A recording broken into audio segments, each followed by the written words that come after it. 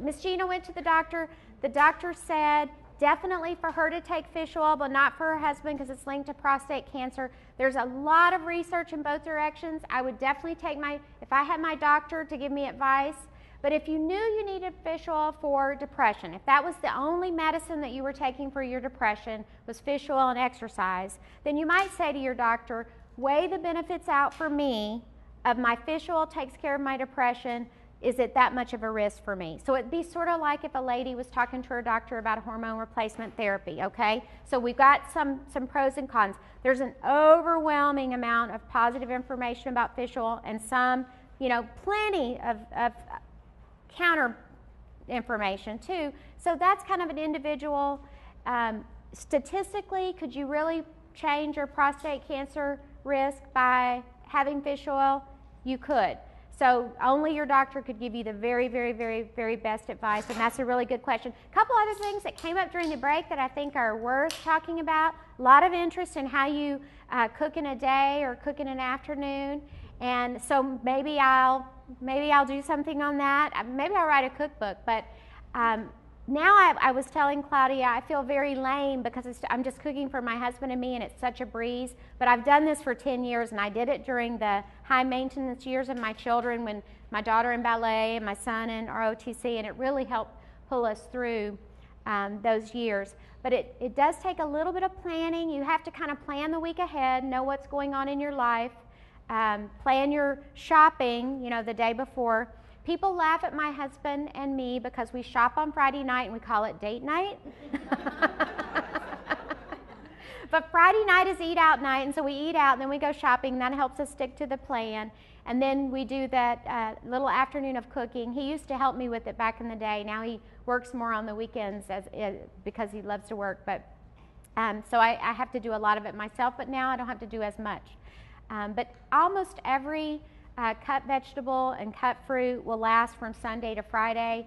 I just ate a lunch-size bowl of cantaloupe with my lunch today. I had cut that up on Sunday. It was just like brand new. I don't cut apples until the night before, was a tip. And then there was a really awesome story from Teresa, and she had a recommendation too for an app. It just came up in the story. She's getting started on, there she is, she's getting started on an exercise program called Couch to 5K. Did I get the name right? Couch to 5K. And so that's what it does. It takes you every Monday, Wednesday, Friday. It's an iPhone app, so if you have an iPhone, you can get this app if you're interested. And it takes you, at the beginning, obviously, it's super, super easy. Just like I said, a little goes a long way. It just takes a little to get started, and it takes you all the way up to running a 5K. And I was telling her, and it's the truth, that it's harder in terms of overall experience to go from the couch to the 5K than it is to go from the 5K to the marathon.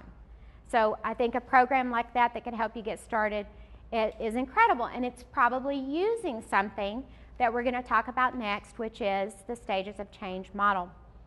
The Stages of Change has a name, and it's the Trans-Theoretical Model of Change, and it was authored by two men in the mid-90s, really probably early 90s. There is a ton of research, and some of it goes really, really, really far back, but it's the model that you're probably very familiar with. If you work in any kind of addiction recovery system, quit smoking system, any kind of wellness program at all, whether you know it or not, you're using the work of Francesca De Clementi, and then also Norcross. And they authored a book in 1994 that's still in print and still relevant. Of course, 1994 was just a wink ago for those of us of a more interesting age. But I just ordered this book and sent it to one of my siblings this week. I read it all the time. And the title of my presentation, well, the working title, which is The Helping Relationship Can Help at Every Stage of Change, is I got from this book. And so I definitely want to give the credit to Francesca De Clementi and Norcross because their philosophy is very similar to how we think about dealing with serious medical conditions like cancer. How would we do on the treatment of cancer if we treated it the way we treat the treatment of addiction? So a lot of times what we think about when we are dealing with somebody with addiction, we think, well, they really are probably going to have to hit bottom before they change. Well, what if we took that philosophy into the care of people with cancer? Would we cure very many? We would not. So part of their work over the decades has been to help us understand how people change. They change in a very predictable way, step by step by step, and they don't skip steps. So when we start as helpers working with people who are changing, we have to be able to do a couple things. We have to be able to assess where they are in the model and understand that.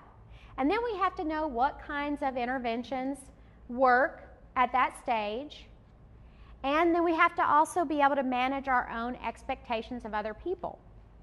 And it's really the managing of our own expectations of the people that we work with that bears on our ability to stay energized for the work that we have to do. And the main reason that I wanted this to be the topic of my talk today, because I am very excited to have a lifetime where my work that I get paid for is helping other people. I love to do it. So glad that it found me and I found it.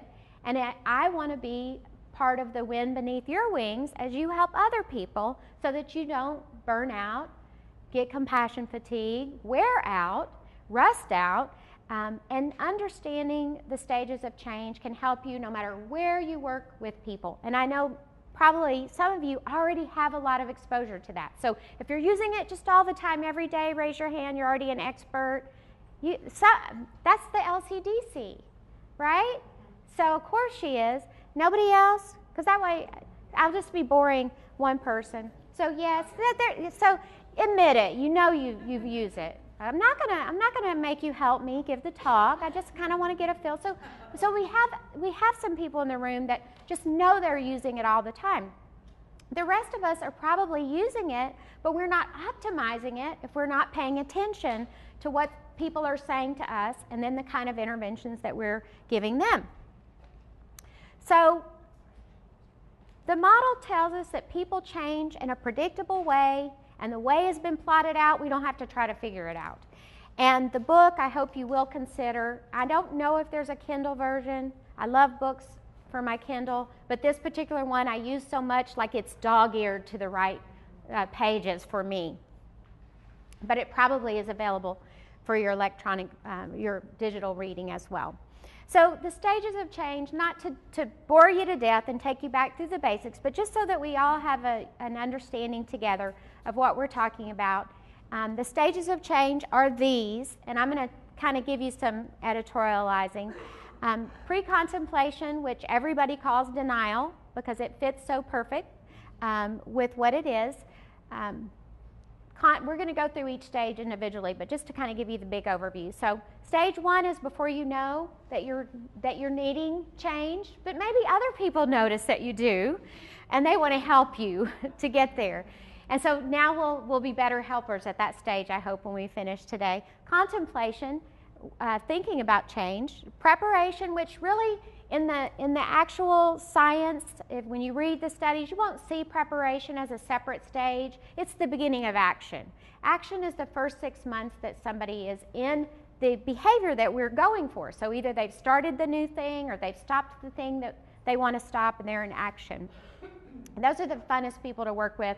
You don't need a class on working with those people. They're a breeze. But we'll still talk about how to be better helpers for them.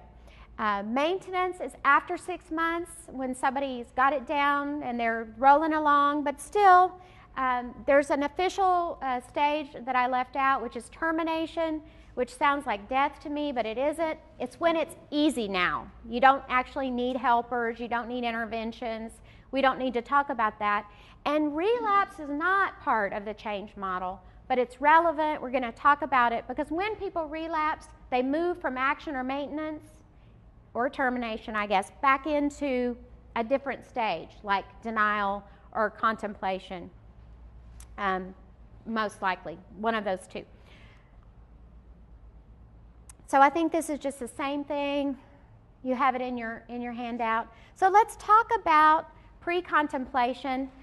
This is the group of people that probably get the most negative press when we talk about helping others. And these are people that are not ready. They don't recognize that they need change. These are some of the people that other people want to change the most. Not because these people are miserable, because they are not, probably, but because they're making other people miserable, and the people they're making miserable want to change them. And it helps to think about